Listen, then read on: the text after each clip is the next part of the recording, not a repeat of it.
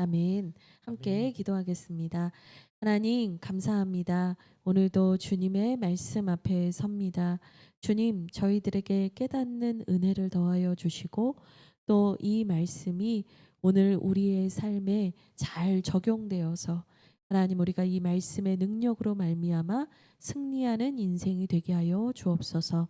또한 하나님, 이 말씀이 우리에게 소망이 되어서 다시 오실 예수 그리스도를 기다리며 우리가 하나님 나라를 소망하며 살아가는 이 땅 가운데 살아가는 순례자의 영성을 갖게 하여 주시옵소서. 주님 고맙습니다. 감사합니다. 예수 그리스도의 이름으로 기도합니다. 아멘. 네, 오늘은 저희가 11장에서 14장을 이제 나누게 되는데요. 지난주에는 이제 3장을 봤습니다. 제가 할 때마다 이제 한 장이 더 많아요. 예, 제가 최병화 목사님보다 길게 하는 편인데 한 장이 더 많은 관계로 어떻게 하면 이걸 빨리 할 수 있을까 저도 많이 고심하다 왔습니다. 예, 그런데 하나님께서 꼭 나눠야 하는 내용들, 좀 우리가 깊이 이해해야 하는 내용들 또 오늘 잘 깨닫게 해주시길 바랍니다. 오늘 좀 중요한 내용이 많아요. 이 요한계시록에서 상징의 절정이 바로 오늘 보는 본문이에요. 그래서 이 11장에서 14장에 있는 여러 가지 상징들을 통해서 이단이 발언을 하게 됩니다. 그러니까 여러분이 오늘 정말 잘 배우셔야 하는 날이기도 해요. 그래서 오늘 성령님께 우리를 가르쳐 주시길 구하면서 한 장씩 보겠습니다. 혹시 여러분들 혹시 추우신가요? 괜찮으세요? 네.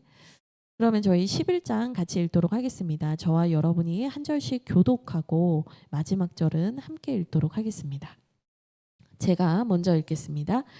또 내게 지팡이 같은 갈대를 주며 말하기를 일어나서 하나님의 성전과 제단과 그 안에서 경배하는 자들을 측량하되 성전 바깥 마당은 측량하지 말고 그냥 두라. 이것은 이방인에게 주었은즉 그들이 거룩한 성을 42달 동안 짓밟으리라. 내가 나의 두 증인에게 권세를 주리니 그들이 굵은 베옷을 입고 1260일을 예언하리라. 그들은 이 땅의 주 앞에 서 있는 두 감람나무와 두 촛대니 만일 누구든지 그들을 해하고자 하면 그들의 입에서 불이 나와서 그들의 원수를 삼켜버릴 것이요 누구든지 그들을 해하고자 하면 반드시 그와 같이 죽임을 당하리라. 그들이 권능을 가지고 하늘을 닫아 그 예언을 하는 날 동안 비가 오지 못하게 하고 또 권능을 가지고 물을 피로 변하게 하고 아무 때든지 원하는 대로 여러 가지 재앙으로 땅을 치리로다. 그들이 그 증언을 마칠 때 무적행으로부터 올라오는 짐승이 그들과 더불어 전쟁을 일으켜 그들을 이기고 그들을 죽일 터인즉 그들의 시체가 큰 성 길에 있으리니 이 성은 영적으로 하면 소돔이라 고도하고 애굽이라고도 하니 곧 그들의 주께서 십자가에 못 박히신 곳이라. 백성들과 족속과 방언과 나라 중에서 사람들이 그 시체를 사흘 반 동안을 보며 무덤에 장사하지 못하게 하리로다. 이 두 선지자가 땅에 사는 자들을 괴롭게 한 고로 땅에 사는 자들이 그들의 즐거움을 즐거워하고 기뻐하여 서로 예물을 보내리라 하더라. 3일 반 후에 하나님께로부터 생기가 그들 속에 들어가매 그들이 발로 일어서니 구경하는 자들이 크게 두려워하더라. 하늘로부터 큰 음성이 있어 이리로 올라오라 함을 그들이 듣고 구름을 타고 하늘로 올라가니 그들의 원수들도 구경하더라. 그때 큰 지진이 나서 성 10분의 1이 무너지고 지진에 죽은 사람이 7천이라. 그 남은 자들이 두려워하여 영광을 하늘의 하나님께 돌리더라. 둘째 화는 지나갔으나 보라 셋째 화가 속히 이르리로다. 일곱째 천사가 나팔을 불매 하늘에 큰 음성들이 나서 이르되 세상 나라가 우리 주와 그의 그리스도의 나라가 되어 그가 세세토록 왕노릇 하시리로다 하니. 하나님 앞에서 자기 보좌에 앉아 있던 24 장로가 엎드려 얼굴을 땅에 대고 하나님께 경배하여 이르되 감사하옵나니 옛적에도 계셨고 지금도 계신 주 하나님 곧 전능하신 이여 친히 큰 권능을 잡으시고 왕노릇 하시도다. 이방들이 분노함에 주의 진노가 내려 죽은 자를 심판하시며 종 선지자들과 성도들과 또 작은 자든지 큰 자든지 주의 이름을 경외하는 자들에게 상 주시며 또 땅을 망하게 하는 자들을 멸망시키실 때소로이다 하더라. 함께 읽겠습니다. 이에 이에 하늘에 있는 하나님의 성전이 열리니 성전 안에 하나님의 언약궤가 보이며 또 번개와 음성들과 우레와 지진과 큰 우박이 있더라. 아멘. 네, 오늘 이제 11장을 보게 됩니다.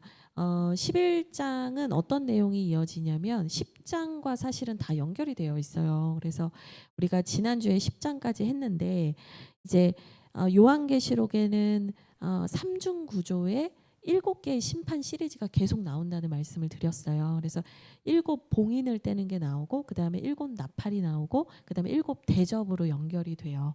이게 본론에 해당하는 게 결국에 뭐냐면 하나님의 심판은 반드시 이루어진다. 이걸 이제 강조하는 거거든요. 근데 이제 10장과 11장은 뭐냐면 이 6번째 천사가 나팔을 불고 난 다음에 7번째 천사가 나팔을 불기 전까지 사이에 들어가 있는 내용이에요. 그래서 이 7번째 천사는 언제 나팔을 부냐면 11장 15절에서 불어요. 그러니까 이제 10장과 11장 앞부분은 그럼 뭐냐? 이 나팔 6번째 나팔을 부는 것과 7번째 나팔을 부는 사이에 있는 막간처럼 들어가 있는 삽입 내용이라는 거예요. 이 삽입 내용에서 어떤 경험을 하냐면 요한이 야 하나님께서 말씀하시는 두루마리를 먹어라. 이 두루마리가 너의 입에는 달 텐데 너의 뱃속에 들어가서 쓰게 될 것이다. 그러니까 하나님의 말씀과 하나님의 그 심판들이 성취되는 여정들. 이게 처음에 하나님이 우리를 구원하시는구나 이걸 알았을 때는 감사하고 이게 달콤한 말씀 같은데 이 과정이 사실은 많은 환난을 포함하고 있기 때문에 그것을 내 마음에 품고 그것을 교회에 전해야 하는 나에게는 이게 고통스러운 일이다라는 게 이제 10장의 끝이었잖아요. 근데 11장은 그거에 계속 연결이 돼서 요한이 또 하나의 환상을 보게 된 겁니다. 이 요한이 어떤 환상을 보게 되냐면요. 1절에 보니까 하나님께서 그에게 지팡이 같은 갈대를 주시면서 말씀하시는 거예요. 하나님의 성전과 제단과 그 안에 경배하는 자들을 측량하라. 이 측량하다라는 걸 그냥 쉽게 말하면 뭐냐면 하나님의 성전 안에 들어와 있는 자들을 세어보아라 이런 뜻이에요. 그러니까 하나님의 그 대환란이 시작되기 전에 하나님의 그 심판 이 이어지는 중에 이 마귀의 대환란이 있는 이 7년 대환란의 텀이 있거든요. 근데 그 7년 대환란이 시작되기 전에 하나님께서 뭘 명령하시냐면 하나님을 향한 끝까지 하나님을 향한 믿음, 하나님을 향한 신실한 믿음을 끝까지 지켰던 사람들, 하나님의 그 성전 안에 들어와 있는 하나님의 백성이 얼마나 되는지 한번 세어 보아라. 이 얘기로 시작을 한다는 거예요. 근데 이게 어디랑 나중에 연결이 되냐면 나중에 14장, 오늘 우리가 함께 볼 14장에 보면은 14장 1절에 내가 보니 어린 양이 시온산에 섰고 그와 함께 14만 4천이 서 있는데 그들의 이마에 있는 어린 양의 이름과 그 아버지의 이름을 쓴 것이 있더라. 그래서 구원받은 하나님의 백성. 이 14만 4천은 수로 문자적으로 해석하면 안 되죠. 이거는 많은 수의 하나님의 백성이 구원받았다 이걸 얘기해요. 그러니까 11장과 14장을 한 덩어리로 보시면 된다 이 말을 하는 거예요. 11장 1절에서는 요한에게 하나님의 그 성전 안에 들어와서 그 믿음을 지키는 자의 수를 세라 라고 했고 그 중간에 막 여러 가지 막 시련과 박해가 기록이 되어 있지만 14장에 가면 결국엔 뭐예요? 하나님의 무수한 백성들이 그 믿음을 지키고 어린 양 대신 예수 그리스도와 영광스러운 자리에 서게 될 것입니다. 이 결론을 이제 딱 연결하시면서 이걸 보셔야 돼요. 근데 이제 그 중간에 여러 가지 박해와 시련이 있다라고 했는데 그걸 제가 잠깐 말씀드렸지만 이거를 이제 우리가 소위 말하는 7년 대환란이라고 말을 합니다. 그래서 많이 들어보셨죠.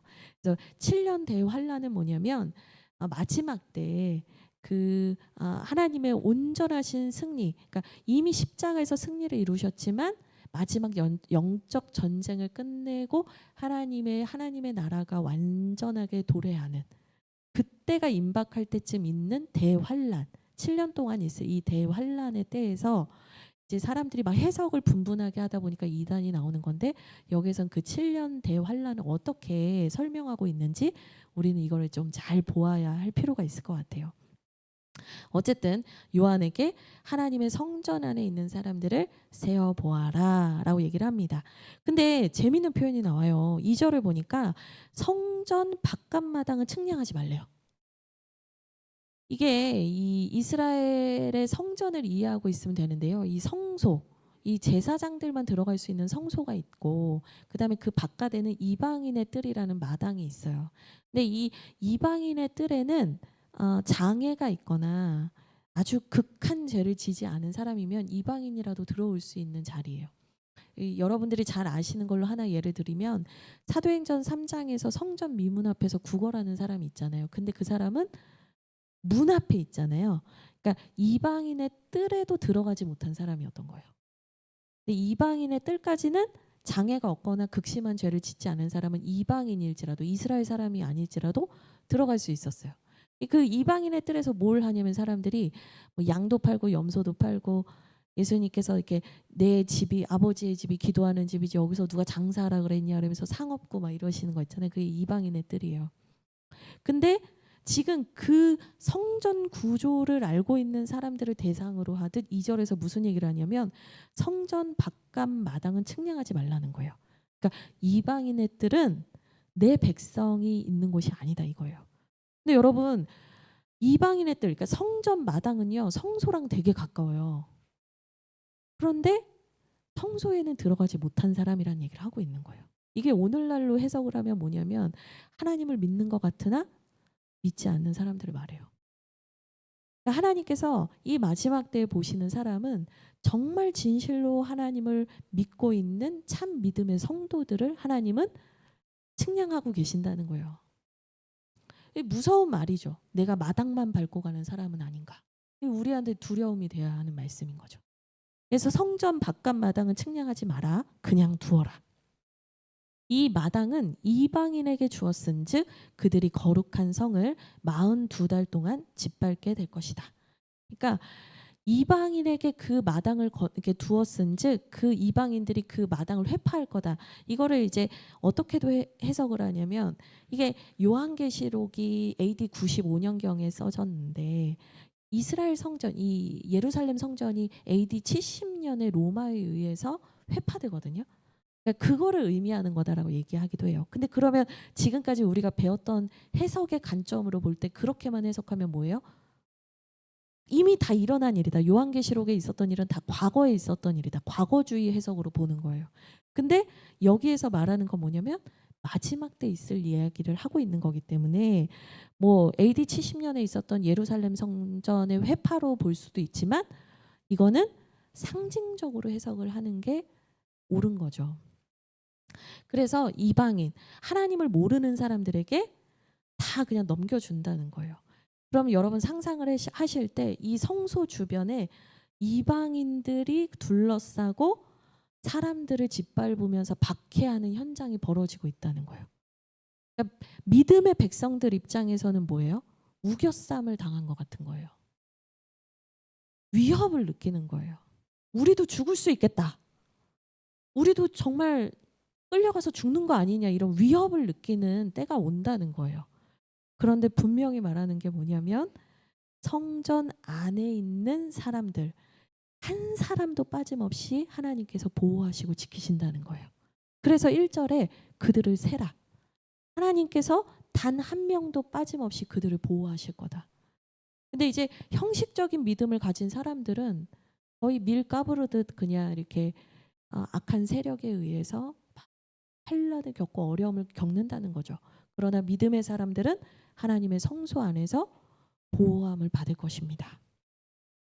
그러면서 이 이방인 악의 세력에게 하나님께서 허락하신 기간이 나와요. 근데 그게 이제 42달로 나와요. 42달을 연수로 바꾸면 뭐냐면 3년 반이에요.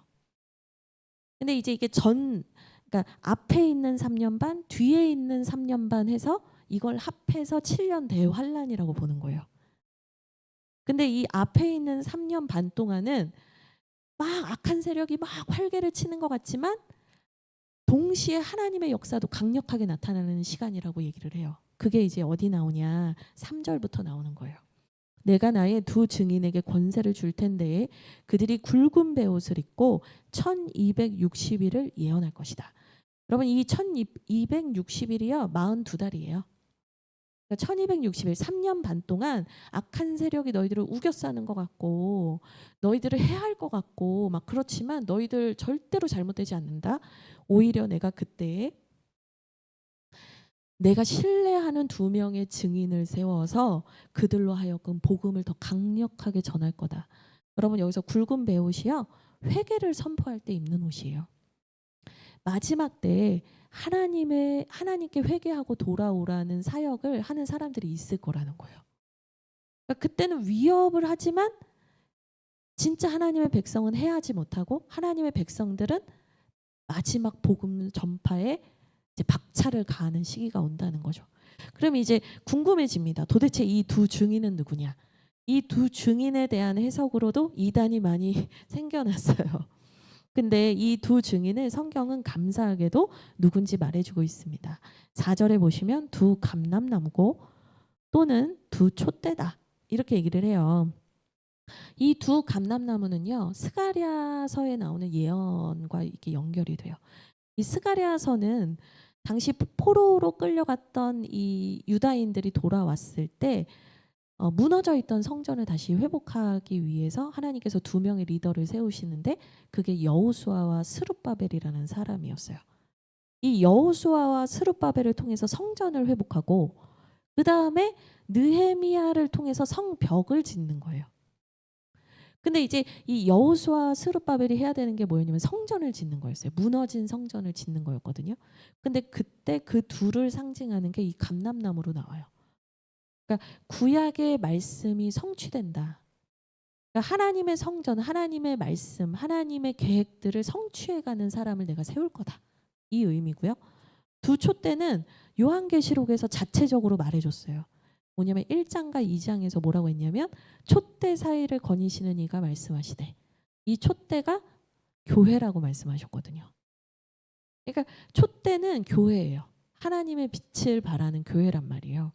그러니까 이 두 감람나무와 두 교회가 말하는 게 뭐냐? 마지막 때 하나님의 복음과 하나님의 말씀을 증거하는 교회를 말하고 있다. 그래서 두 증인을 막 이렇게 어떤 이단에서는 우리 그 교주님 막 한 분이고 이렇게 얘기 아니에요 여러분 교회예요. 교회입니다. 그래서 구약 시대부터 이어져 왔던 하나님의 백성을 대표하는 단어다. 그래서 그 하나님의 백성들이 악한 세력들이 활개를 치는 그 시대 속에서도 강력하게 역사하며 하나님의 복음을 전하고 구원받는 사람을 한 사람이라도 더 구원을 받게 하도록 하기 위해서 그들이 움직일 거다라고 해요. 그래서 5절에 무슨 얘기를 하냐면 그들의 입에서 불이 나온대요. 그러니까 하나님 권세를 주신다는 거예요. 그 입의 권세, 말씀의 권세를 주신대요.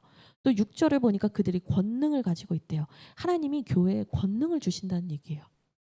근데 그 권능을 누구로 이제 묘사를 하냐? 이제 예언을 하는 날 동안 비가 오지 못하게 했던 한 사람을 떠올리게 해주고요.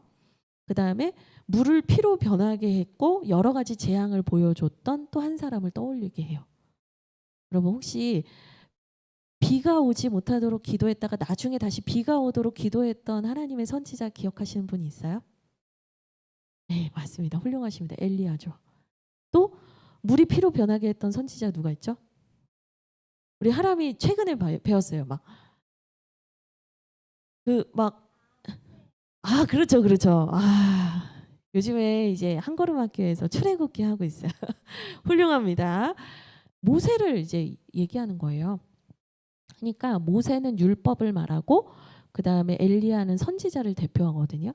그래서 이제 많은 역사, 교부 시대 때부터 수많은 역사의 이 교회의 역사 속에서 이 두 증인을 어떻게도 해석했냐면 율법과 선지자다. 구약과 신약이다. 이스라엘과 예수 그리스도를 통해 세워진 교회다. 뭐 여러 가지 해석들을 했지만 그냥 하나님의 백성된 교회다 이렇게 보시면 되겠어요. 근데 어쨌거나 이 모세와 엘리야로 대표되는 그 선지자 이들의 권능을 교회 가운데 주신다는 거예요. 그래서 이 3년 반 동안 하나님께서 강력하게 복음을 전파하게 하신다는 거죠. 그런데 7절부터는 어떤 일이 일어나는가? 그들이 그 증언을 마칠 때 무적행으로부터 올라오는 짐승이 그들과 더불어 전쟁을 일으키고 그들을 이겨서 그들을 죽인다. 그러니까 무적행에서 올라오는 짐승이, 그러니까 사탄의 세력이 두 증인을 죽이게 될 거래요. 아니 그렇게 능력이 많고 권능이 많았는데 왜 갑자기 이런 일이 일어나지? 이 악한 세력이 교회보다 강한 것인가?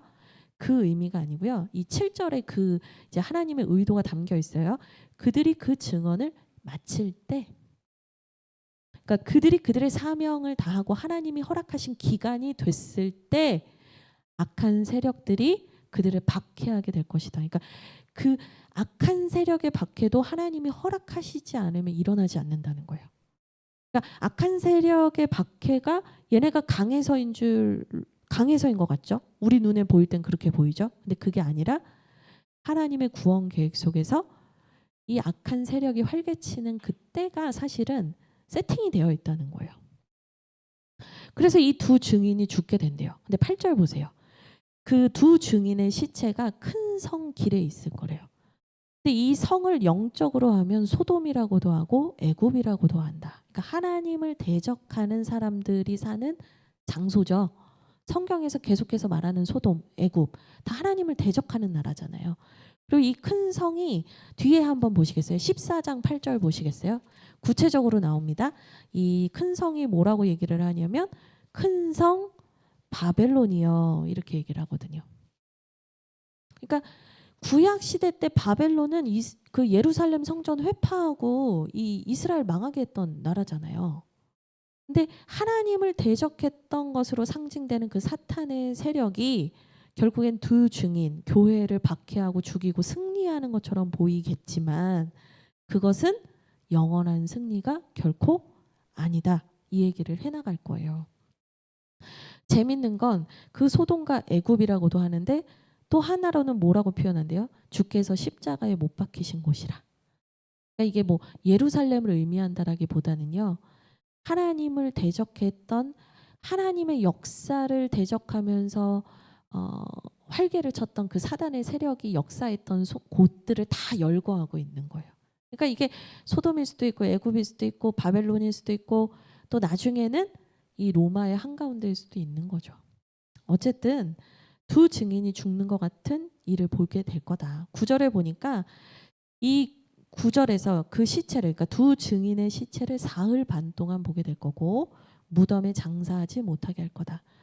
그러니까 악한 세력이 장사도 하지 못하게 하면서 그들을 조롱할 거래요. 이거 봐라, 우리가 더 세다, 우리가 더 강하다, 막 이렇게 활개를 치는 때가 있을 거래요. 10절, 왜 이렇게까지 장사도 지내지 못하게 할 정도로 이들을 조롱하는가 봤더니 10절에 보니까 두 선지자가, 그러니까 두 증인이 땅에 사는 자들을 괴롭게 한 고로. 그러니까 이 두 증인이 하나님의 말씀을 선포하면서 복음을 전할 때 그 얘기가 너무 듣기 싫었던 이 사람들이 그들을 죽이고 신나가지고 기뻐하게 될 거라는 거예요.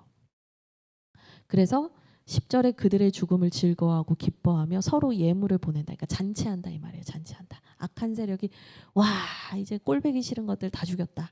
신난다. 교회 다 없어졌다. 신난다. 막 이렇게 하게 될 거라는 거죠. 그런데 이제 우리 주님은 역전의 하나님이십니다. 11절 보시면 3일 반 후에, 이 3일 반 후에가요. 이제 날짜로 되어 있지만 사실은 이제 후에 있는 3년 반 환란을 의미하기도 해요. 그러니까 전 3년 반은 악한 자들이 활개를 치지만 이 하나님의 교회가 그래도 복음을 전파하는 시기였잖아요. 근데 후 3년은 교회가 망하는 것 같고 완전히 끝장난 것 같고 악한 세력이 절정으로 막 자기들이 승리했다고 활개치는 3년 반이라는 거예요. 근데 그 3년 반이 딱 끝나는 순간 무슨 일이 일어난다는 거예요? 하나님께로부터 생기가 그들 속에 들어가매, 두 증인에게 들어가매 그들이 발로 일어서서 구경하는 자들이 그것을 보고 두려워하게 된대요. 그러니까 교회가 다시 살아나는 것을 보게 된다는 거예요. 근데 이거는 왜 3일 반으로 표현했냐?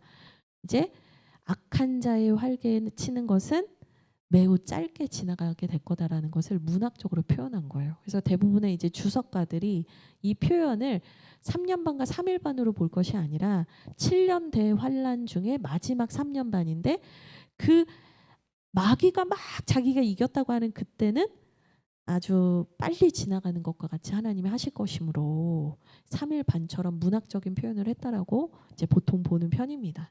어쨌든 그 3년 반이 딱 끝나고 나서는 무슨 일이 일어나요? 교회가 다시 회복되고 부활하고 살아나고 12절에 하늘로부터 큰 음성이 있어 이리로 올라오라 함을 듣고 그들이 하늘로 올라가더라. 하나님께서 그 믿음을 지킨 백성과 교회를 영광스러운 하나님의 나라로 초청하신다. 이 얘기를 합니다. 그러니까 이 7년 대환란에 대해서 우리가 두려워하고 염려하고 걱정할 것이 아니라 하나님께서 말씀하시는 건 뭐예요? 우리가 복음을 전할 수 있을 때까지 끝까지 복음을 전하고 내가 죽는 것 같으나 그 죽음을 두려워하지 말라. 왜? 죽어야 부활을 하니까요.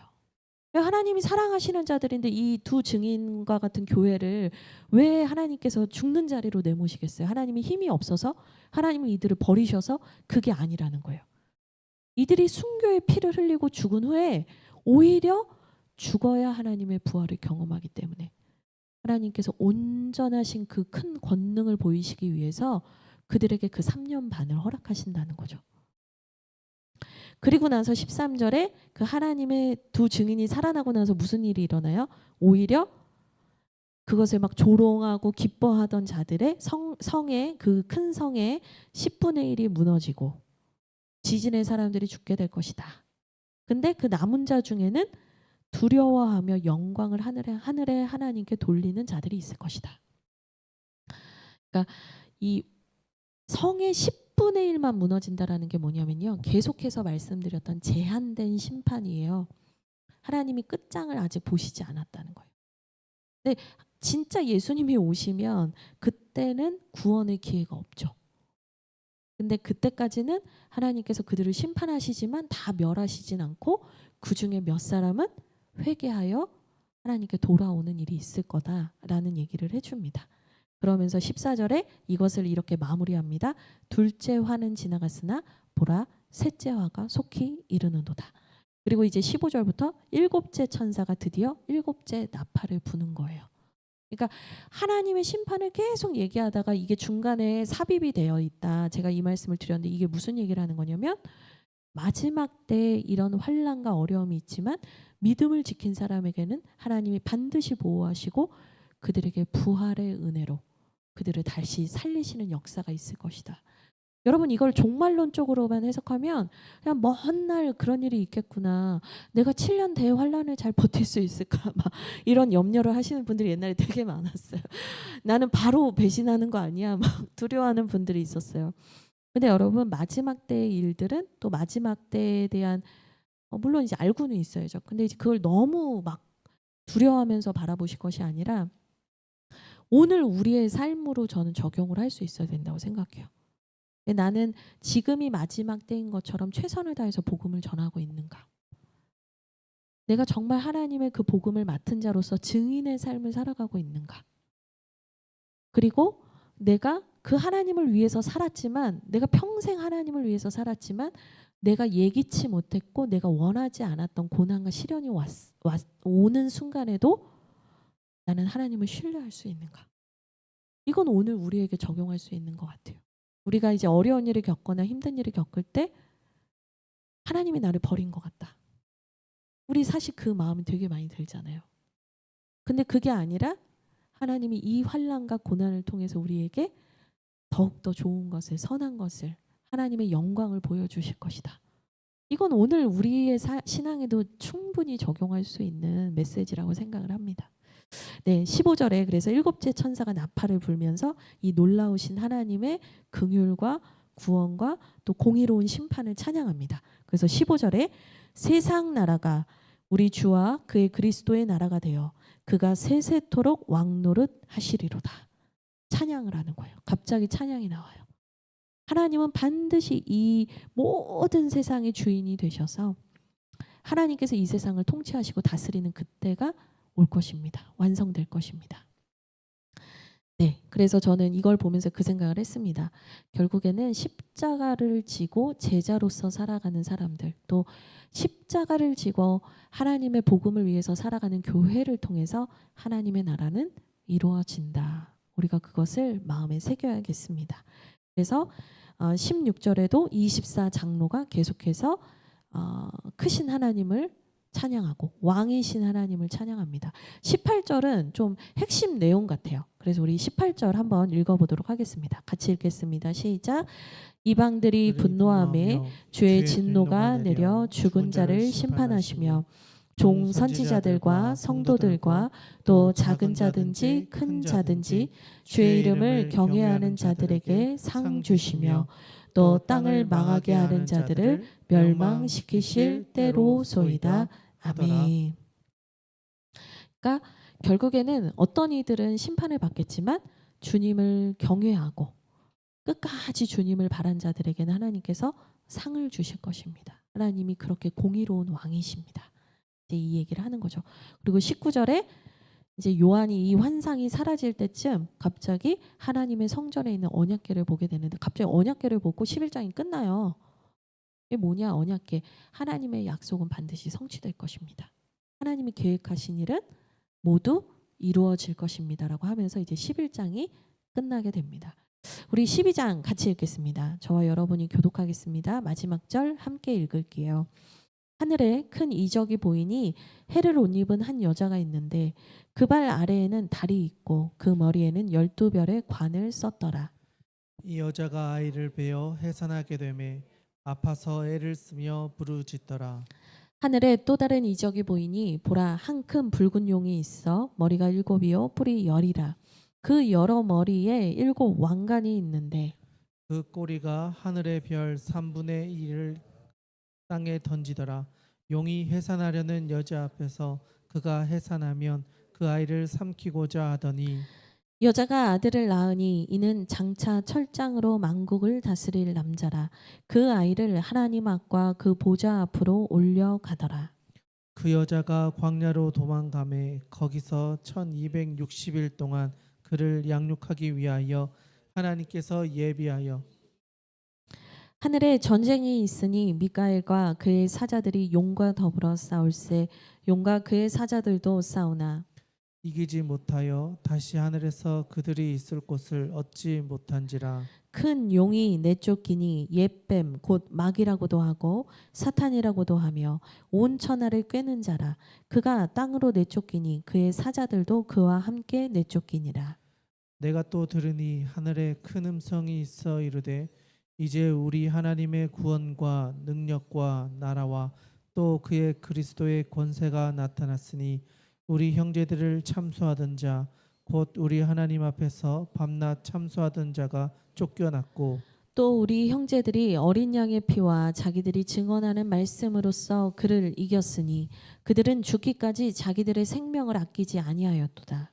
그러므로 하늘과 그 가운데 거하는 자들은 즐거워하라. 그러나 땅과 바다는 화 있을진저 이는 마귀가 자기의 때가 얼마 남지 않은 줄을 알므로 크게 분내어 너희에게 내려갔음이라 하더라. 용이 자기가 땅으로 내쫓긴 것을 보고 남자를 낳은 여자를 박해하는지라. 그 여자가 큰 독수리의 2 날개를 받아 광야 자기 곳으로 날아가 거기서 그 뱀의 낯을 피하여 한 때와 2 때와 반 때를 양육받음에 여자의 뒤에서 뱀이 그 입으로 물을 강같이 토하여 여자를 물에 떠내려 가게 하려 하되 땅이 여자를 도와 그 입을 벌려 용의 입에서 토한 강물을 삼키니 함께 읽겠습니다. 용이 여자에게 분노하여 돌아가서 그 여자의 남은 자손 곧 하나님의 계명을 지키며 예수의 증거를 가진 자들과 더불어 싸우려고 바다 모래 위에 서 있더라. 아멘.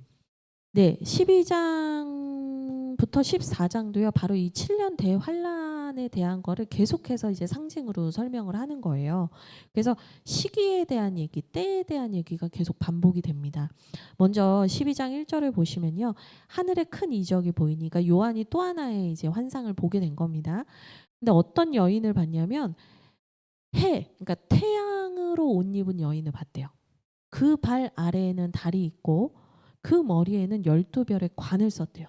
그러면 이게 인간 여인을 말하는 걸까요? 옛날 이제 주석가 중에는 이 아들을 낳은 게 이제 아들이 예수님이다. 그러니까 이 여인이 마리아다. 이렇게 해석하는 경우가 있었어요. 근데 여러분 이거는 되게 이게 좀 많이 잘못된 해석이에요. 왜냐하면 이 여인을 묘사하는 1절이 신성을 표현하는 거예요. 하나님의 속성, 하나님의 영광, 권세를 가지고 있는 존재다라고 얘기를 하는 거예요. 그러니까 한 인간, 한 개인을 말하는 게 아니라 이 여인은 교회를 의미해요. 그러니까 교회는 누구냐? 하나님의 영광과 하나님의 속성과 하나님의 권세를 부여받은 존재가 교회인 거예요. 근데 이 여인이 아이를 배워서 해산을 하게 되었대요. 그래서 이제 애를 낳으려는 그 고통을 갖고 있는데 3절에 보니까 이 여인이 애를 낳으려는 것을 보고 있던 한 존재가 와서 그 여인과 그 아이를 삼키고자 했다라는 거예요. 그러니까 이 용이라고 표현이 되죠. 근데 표현이 있어요. 머리가 7이요 뿔이 10이라 머리에 7 왕관이 있다. 근데 이게요. 앞서서 나왔던 그 어린 양 대신 예수 그리스도의 묘사와 되게 유사해요. 뭘 말하냐면 용이라는 것만 빼고 뭐 뿔이 있고 뭐 이런 건 되게 유사하단 말이에요. 이게 뭘 말하는 거냐면 이 사탄 마귀는 하나님을 대적하는 존재인데 언제나 하나님을 모방하고 하나님의 자리로 가기를 원하는 자예요. 여러분 그게 사탄의 본질이에요. 사탄의 본질은 교만이잖아요. 거짓이고 교만. 하나님처럼 내가 되어야 하겠다. 이거거든요. 그러니까 그런 존재가 있었다. 또 이 용의 머리가 7인 것을 이제 비유적으로는 요한 당시의 상황에서는 이걸 어떻게 해석을 했냐면 로마로도 해석을 했어요. 왜냐면 이 로마라는 도시 자체가 구릉지대예요. 구릉지대. 언덕이 7개가 있어요. 그래서 당시에 발행했던 주화를 보면 그러니까 당시 황제가 발행하는 주화가 뭐냐면요. 돈. 주아 아니고요. 주화. 그 동전이 뭐냐면요. 지금으로 따지면 인스타그램 같은 거예요. 황제가 나 이렇게 잘났어. 뭐 나 이렇게 대단한 사람이야. 이런 걸 표현할 때 자기 주화를 찍어요. 근데 그 당시에 있었던 로마의 주화를 보면 7개의 언덕 구릉지대가 있는 그런 동전도 있어요. 그러니까 로마를 상징하는 거다라고 보는 입장도 있었어요. 근데 뭐 여러 가지를 다 보면 돼요. 아 이게 당시에 요한 당시에 로마가 사탄의 세력에 어떤 영향을 받는 나라로서 하나님의 백성들을 괴롭게 했구나. 충분히 가능한 해석이고요. 그러나 이거를 과거로만 이렇게 딱 닫아두면 안 되죠. 마지막 때 있을 하나님의 종말론적 해석으로도 보실 수 있는 관점이 필요합니다. 어쨌든 이 용이 해산하려는 여자와 그 아이를 삼키고자 했대요. 근데 이제 궁금해하실 거예요. 아니 근데 예수 그리스도를 통해서 교회가 시작이 된 건데 어떻게 교회가 예수 그리스도를 낳았다라고 표현하냐? 이제 이것 때문에 이제 많은 분들이 헷갈려하세요. 근데 이제 이게 뭐냐면 예수 그리스도를 통해서 교회가 태어난 건 맞는데 신약의 교회만 말하면 그렇죠. 근데 구약 시대의 이스라엘 백성, 이스라엘 하나님의 백성으로 표현되는 그 공동체도 이제 구약의 교회라고 할 수 있는 거예요. 그럼 이 구약의 교회 시대 때부터 기다려왔던 메시아, 우리를 구원해 줄 메시아를 사람들은 계속 대망해 왔잖아요. 기다려 왔잖아요. 그러니까 그런 관점에서 볼 때 계속해서 하나님의 구원을 기다려왔던 하나님의 백성들, 하나님의 교회 이렇게 보시면 될 것 같아요. 그래서 예수님께서 신성만 가지고 태어나신 것이 아니라 육은 다윗의 자손에서 나셨잖아요. 그러니까 그런 개념에서 이 여인이 아이를 낳았다. 근데 이 아이가 어떤 아이래요? 우리 5절은 중요하니까 같이 읽겠습니다. 같이 읽겠습니다. 시작. 여자가 아들을 낳으리니 이는 장차 철장으로 만국을 다스릴 남자라. 그 아이를 하나님 앞과 그 보좌 앞으로 올려가더라. 아멘.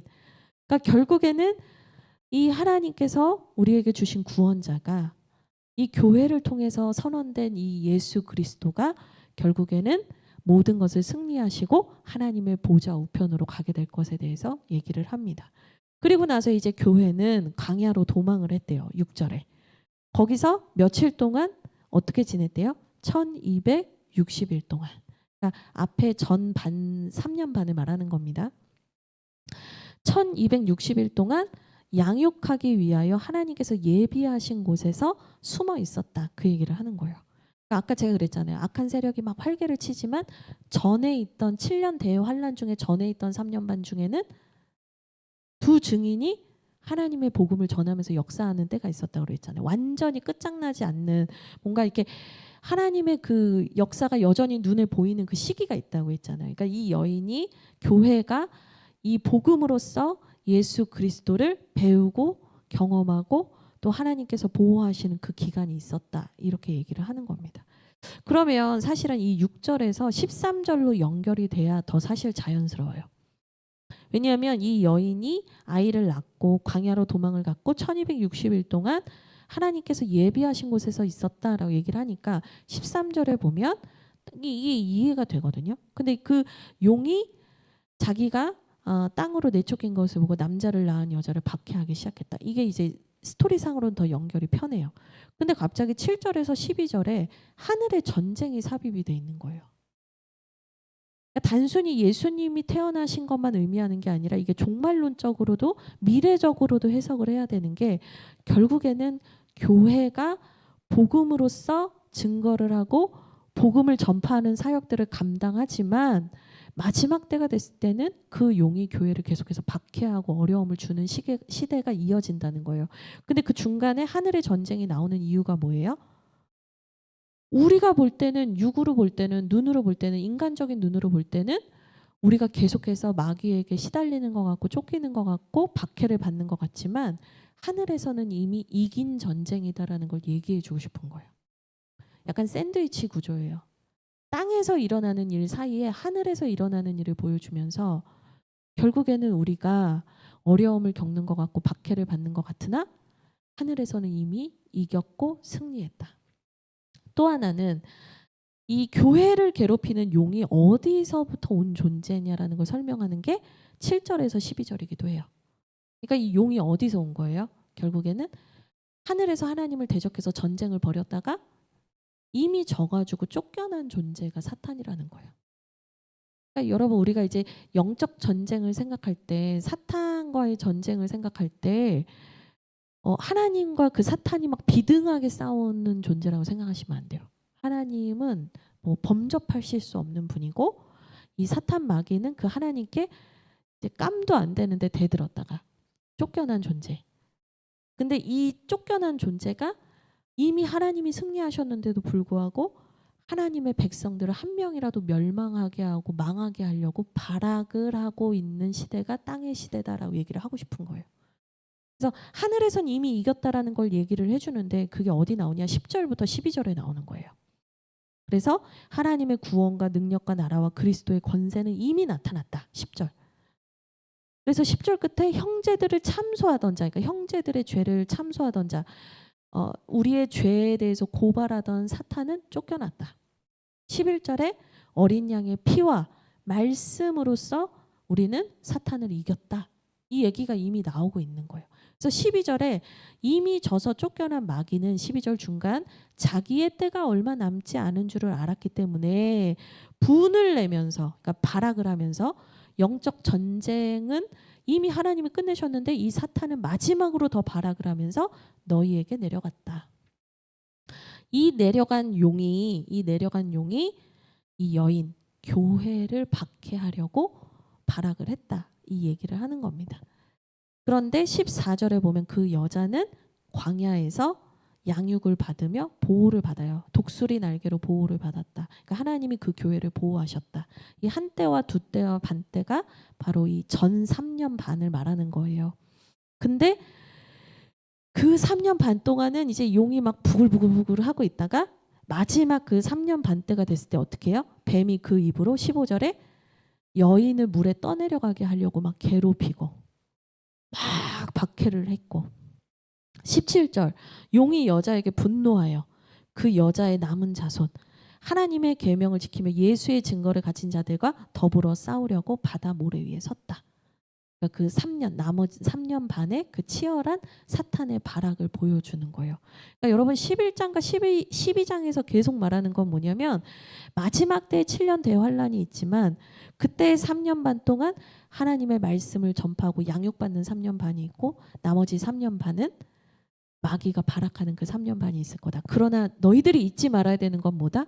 하나님은 이미 승리하셨다. 그냥 하나님한테 매맞고 쫓겨난 사탄이 발악을 하고 있구나. 이걸 알아야 된다. 이걸 알아야 된다. 이 얘기를 해주는 겁니다. 네, 13장 우리 같이 읽도록 하겠습니다. 같이 읽겠습니다. 내가 보니 바다에서 한 짐승이 나오는데 뿔이 10이요 머리가 7이라. 그 뿔에는 10 왕관이 있고 그 머리들에는 신성 모독하는 이름들이 있더라. 내가 본 짐승은 표범과 비슷하고 그 발은 곰 같고 그 입은 사자의 같은데 용이 자기의 능력과 보좌와 큰 권세를 그에게 주었더라.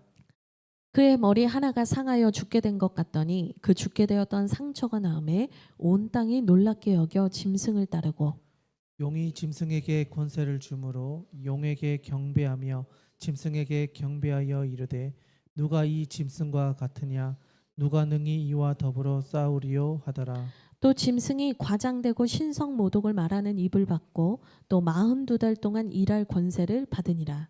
짐승이 입을 벌려 하나님을 향하여 비방하되 그의 이름과 그의 장막 곧 하늘에 사는 자들을 비방하더라. 또 권세를 받아 성도들과 싸워 이기게 되고 각 족속과 백성과 방언과 나라를 다스리는 권세를 받으니 죽임을 당한 어린 양의 생명책에 창세 이후로 이름이 기록되지 못하고 이 땅에 사는 자들은 다 그 짐승에게 경배하리라. 누구든지 귀가 있거든 들을지어다. 사로잡힐 자는 사로잡혀 갈 것이요 칼에 죽은 자는 마땅히 칼로 죽을 것이니 성도들의 인내와 믿음이 여기 있느니라. 내가 봄에 또 다른 짐승이 땅에서 올라오니 어린 양같이 두 뿔이 있고 용처럼 말을 하더라. 그가 먼저 나온 짐승의 모든 권세를 그 앞에서 행하고 땅과 땅에 사는 자들을 처음 짐승에게 경배하게 하니 곧 죽게 되었던 상처가 나은 자니라. 큰 이적을 행하되 심지어 사람들 앞에서 불이 하늘로부터 땅에 내려오게 하고 짐승 앞에서 받은 바 이적을 행함으로 땅에 거하는 자들을 미혹하며 땅에 거하는 자들에게 이르기를 칼에 상하였다가 살아난 짐승을 위하여 우상을 만들라 하더라. 그가 권세를 받아 그 짐승의 우상에게 생기를 주어 그 짐승의 우상으로 말하게 하고 또 짐승의 우상에게 경배하지 아니하는 자는 몇이든지 다 죽이게 하더라. 그가 모든 자 곧 작은 자나 큰 자나 부자나 가난한 자나 자유인이나 종들에게 그 오른손에나 이마에 표를 받게 하고 누구든지 이 표를 가진 자 외에는 매매를 못하게 하니 이 표는 곧 짐승의 이름이나 그 이름의 수라. 같이 읽겠습니다. 지혜가 여기 있으니 총명한 자는 그 짐승의 수를 세어보라. 그것은 사람의 수니 그의 수는 666이니라. 아멘. 네, 이제 13장에서는 두 짐승이 나와요. 두 마리의 짐승이 나와요. 그러니까 13장 1절을 보면 바다에서 한 짐승이 나오잖아요. 근데 이 12장 17절 직전을 보면 이제 이 용이 싸우려고 바다에 섰다. 이 얘기로 끝나거든요. 그러니까 13장부터 그 싸움을 앞두고 있는데 용의 이제 그 팀인 짐승이 이제 올라왔다 이거예요. 근데 여기서 두 짐승을 계속 어떻게 얘기하냐면 용 밑에 한 짐승이 있고 그 한 첫 번째 나온 짐승 밑에 두 번째 짐승이 있는 것처럼 서열로 표현을 해요. 근데 이게 사실은 뭐냐면 이 삼위일체 하나님에 대한 모방이에요. 사탄의. 그래서 사탄은 어떤 존재다? 모방하는 존재다. 이 이단도 그렇잖아요. 끝이 다르다는 거예요. 하나님을 진리를 따라가는 것 같으면서 끝이 딱 다른 거예요. 그게 이단이에요. 근데 마귀가 하는 짓이 항상 그래요. 그래서 우리가 창세기 말씀을 볼 때도 옛뱀 그 사탄이 아담과 하와를 꼬실 때 뭐라고 해요? 너희가 이것을 먹으면 정령 죽는다고 하더냐? 물어요. 진리를 가지고 꼬아서 던져요. 여러분 항상 사탄이 하는 일은요. 하나님의 진리를 가지고 장난질을 해요. 그래서 제대로 아셔야 되는 거예요. 대부분의 이단들이 뭘 가지고 자신들의 교리를 만들었는지 아세요? 성경을 가지고 만든 거예요. 진리를 가지고 왜곡을 한단 말이에요. 잘 아셔야 돼요. 그래서 12장 9절에도 뭐라고 해요? 큰 용은 옛뱀 마귀, 온 천하를 꿰는 자, 그러니까 속이는 자다 이 말인 거예요. 근데 어쨌든 이 삼위일체 하나님, 거룩하신 하나님을 모방하면서 자기네들도 어떤 그 서열과 구조가 있다는 걸 보여줍니다. 근데 첫 번째 나온 짐승이 나왔는데요. 그는 뿔이 10이요 머리가 7이고 10 왕관이 있었다. 근데 이제 그 머리에 뭐가 있었냐? 신성모독하는 이름들이 있었다. 그러면서 2절을 보니까 용이 2절 하반부를 보면 용이 자기의 능력과 보좌와 큰 권세를 그에게, 그러니까 그 한 첫 번째 나온 짐승에게 줬다는 거예요. 근데 머리가 7개인데요. 3절을 보니까 그 머리 하나가 상하여 죽게 되었다.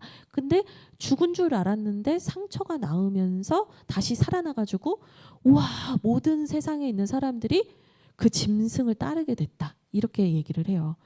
근데 이제 이거를 상징적으로 사탄 마귀도 마치 부활의 능력이 있는 것처럼 생명의 권세가 있는 것처럼 사람들을 미혹한다. 이렇게 해석할 수도 있고요.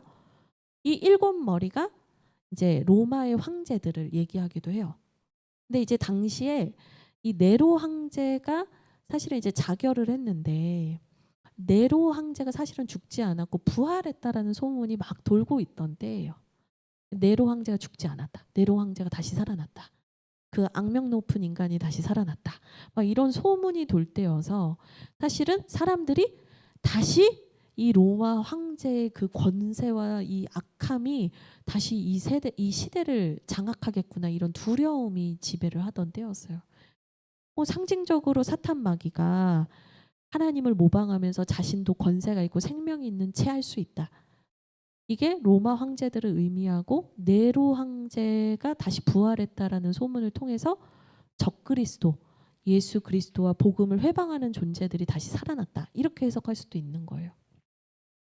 어쨌든 핵심은 뭐냐면요. 3절에 온 땅이 놀랍게 여겨서 짐승을 따랐다는 거예요.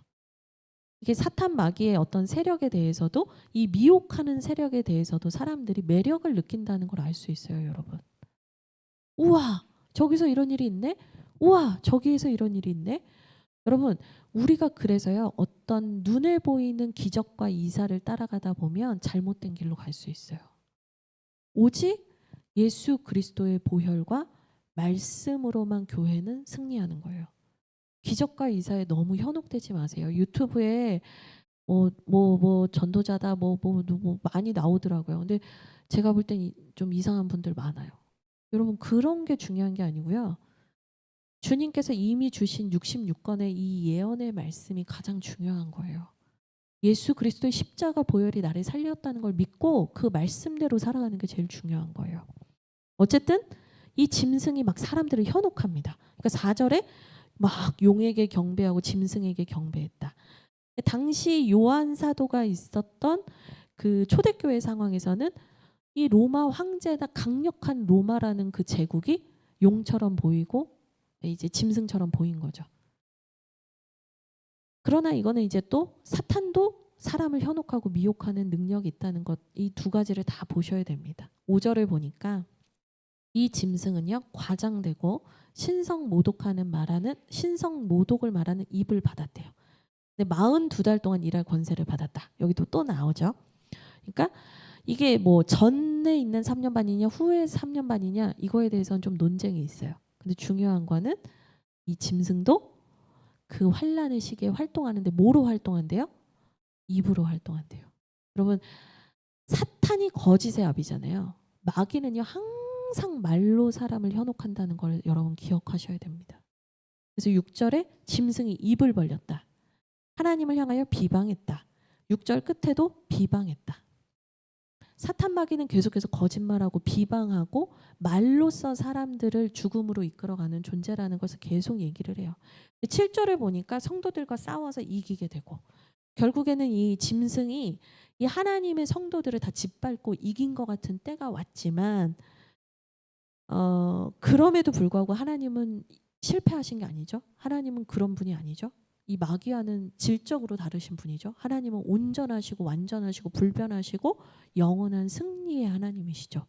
근데 사람들이 볼 때는 어때요? 이 땅에 사는 사람들이 볼 때는 이 짐승이 이긴 것 같은 거예요. 그러니까 8절에 짐승이 이겼다라고 확신한 사람들은 어떻게 해요? 그 짐승에게 경배하게 됐대요. 우리가 그 일제 강점기 때 대부분 변절한 매국노 막 이렇게 뭐 매국노다 뭐 친일이다 했던 분들이 처음에는 다 독립운동했던 분들이에요. 그런 분들 되게 많아요. 그러니까 뭐냐? 도저히 바뀌지 않겠구나라고 생각할 때 사람들은 전환을 해요. 근데 마지막 때에도 그렇다는 거예요. 아, 끝장났구나. 이 마귀가 절대적인 존재처럼 보이는 순간 우리는 어떻게 돼요? 짐승에게 경배하는 우상 숭배를 범하게 된다는 거죠. 그러나 10절 너무 중요한 말씀. 이거는 암송하셔야 됩니다. 같이 읽겠습니다. 시작. 사로잡힐 자는 사로잡혀갈 것이요 칼에 죽을 자는 마땅히 칼에 죽을 것이니 성도들의 인내와 믿음이 여기 있느니라. 아멘. 그럼에도 불구하고 하나님을 향한 믿음을 끝까지 지키는 사람들이 있다는 거예요. 믿음이 이기네. 네, 믿음이 이기네. 결국에는 하나님을 향한 그 믿음으로 끝까지 인내하는 자에게는 하나님의 상이 있다. 이 얘기를 이제 14장에서 하게 되는 겁니다. 이 두 번째 짐승은 11절부터 올라옵니다. 이 11절부터 올라오는 두 번째 짐승도 이제 사람들에게 경배를 받고 사람들을 미혹합니다. 14절에 보니까 미혹이라는 단어가 더 직접적으로 나와요. 이적을 행함으로 땅에 거하는 자들을 미혹했다. 그러니까 막 힘이 있는 것처럼 보이고 기적을 보이는 것처럼 했다는 거예요. 그리고 칼에 상하였다가 살아난 짐승을 위하여 우상을 만들라 하더라. 근데 이제 칼에 상하였다가 살아난 짐승이 뭐냐면 첫 번째 짐승이 아까 머리가 상했다가 나았다 그랬잖아요. 그 첫 번째 짐승을 경배하게 했다는 거예요. 이 두 번째 짐승이 죽었다가 살아났다. 이 예수님의 십자가와 부활을 모방하는 거예요.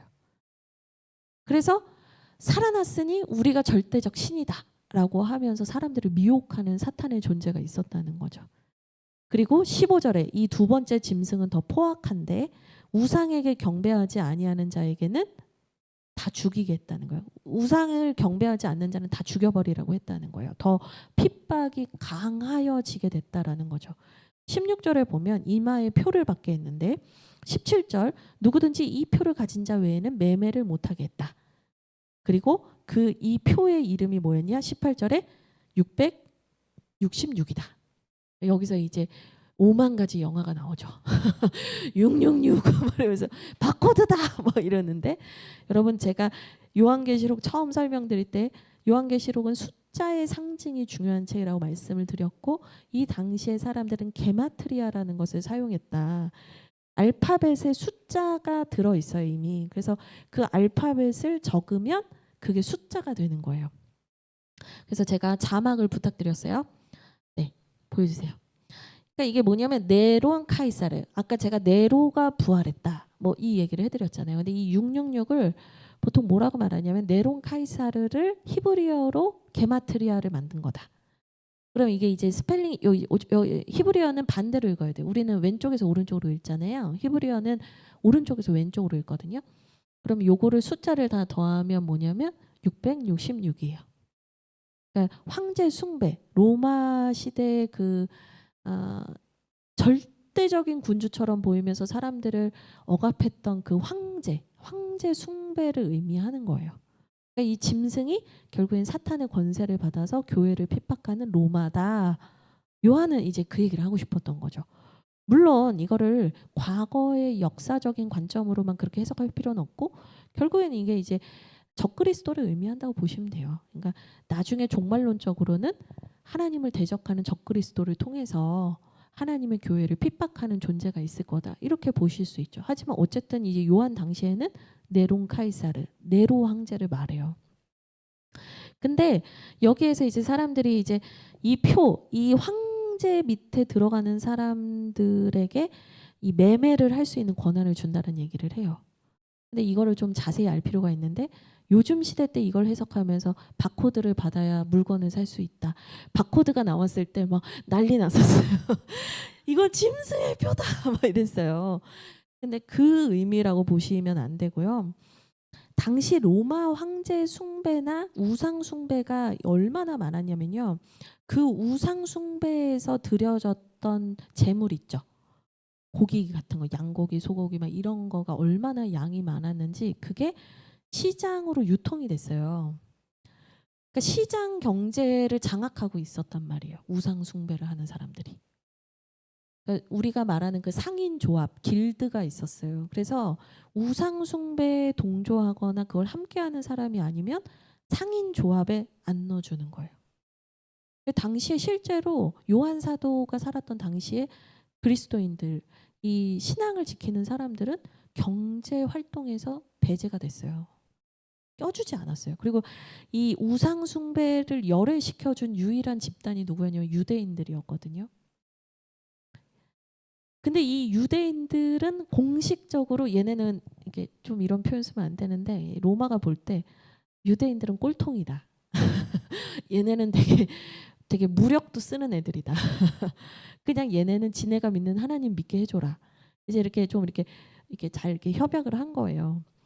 근데 원래는 초대교회는 유대인들과 같이 지냈어요. 근데 AD 70년에 예루살렘 성전이 회파될 때 유대인들은 이제 일사각오를 하고 다 같이 죽자, 싸우다 죽자 이랬거든요.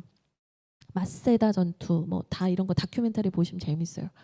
근데 유대인들은 싸우자고 하는데 그리스도인들은 어떻게 했냐면 폭력은 아닌 것 같아요. 이렇게 한 거예요. 그래서 AD 70년 이후로 유대교와 기독교는 완전히 결별을 해요. 그러니까 유대교는 로마 시대에 살면서도 경제적으로 사회적으로 지지를 받을 수 있는 그룹이었지만 그리스도인은 유대교인 줄 알았는데 유대교 애들이 아니래. 쟤네 우리 사람 아니에요. 이렇게 하니까 그리스도 이제 기독교인들은 어디에도 낄 수 없는 존재가 됐었어요. 사회적으로도 경제적으로도 고립이 되고 너무나 어려운 삶을 살게 된 거예요. 믿음을 지키기 위해서 내가 굶어 죽을 수 있는 현실에 놓여 있었어요. 그러니까 역사적으로 해석할 때는 이제 이런 초대교회의 상황이 있다. 사도 요한은 그 황제, 로마 황제가 통치하는 그 시대 속에서 여러 가지로 사탄이 이 로마 황제를 통해서 우리를 괴롭히고 고통스럽게 하겠지만 우리는 끝까지 믿음을 지킵시다. 이렇게 메시지를 전한 거죠. 그런데 이게 오늘 우리에게는 단순히 로마 시대 때 얘기였구나가 아니라 우리가 그 믿음을 지키는 여정에서도 적그리스도를 통해서 사탄은 우리의 믿음을 뒤흔들게 했지만 우리는 끝까지 주님을 향한 믿음을 지켜야 합니다. 이제 이 얘기를 하는 겁니다. 마지막 14장 읽겠습니다. 또 내가 보니 보라 어린 양이 시온산에 섰고 그와 함께 14만 4천이 서 있는데 그들의 이마에는 어린 양의 이름과 그 아버지의 이름을 쓴 것이 있더라. 내가 하늘에서 나는 소리를 들으니 많은 물소리와도 같고 큰 우레소리와도 같은데 내가 들은 소리는 검은 고 타는 자들이 그 검은 고를 타는 것 같더라.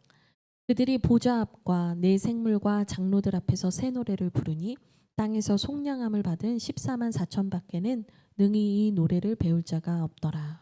이 사람들은 여자와 더불어 더럽지 아니하고 순결한 자라. 어린 양이 어디로 인도하든지 따라가는 자며 사람 가운데서 속량함을 받아 처음 익은 열매로 하나님과 어린 양에게 속한 자들이니 그 입에는 거짓말이 없고 흠이 없는 자들이더라.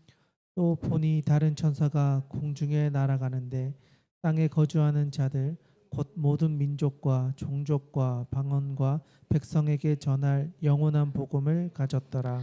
그가 큰 음성으로 이르되 하나님을 두려워하며 그에게 영광을 돌리라. 이는 그의 심판의 시간이 이르렀음이니 하늘과 땅과 바다와 물들의 근원을 만드신 이를 경배하라 하더라. 또 다른 천사 곧 둘째가 그 뒤를 따라 말하되 무너졌도다 무너졌도다 큰 성 바벨론이여 모든 나라에게 그의 음행으로 말미암아 진노의 포도주를 먹이던 자로다 하더라.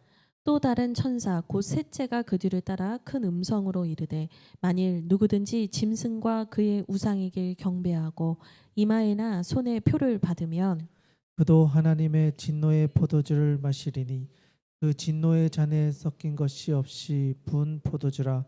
거룩한 천사들 앞과 어린 양 앞에서 불과 유황으로 고난을 받으리니 그 고난의 연기가 세세토록 올라가리로다. 짐승과 그의 우상에게 경배하고 그의 이름표를 받는 자는 누구든지 밤낮 쉼을 얻지 못하리라 하더라.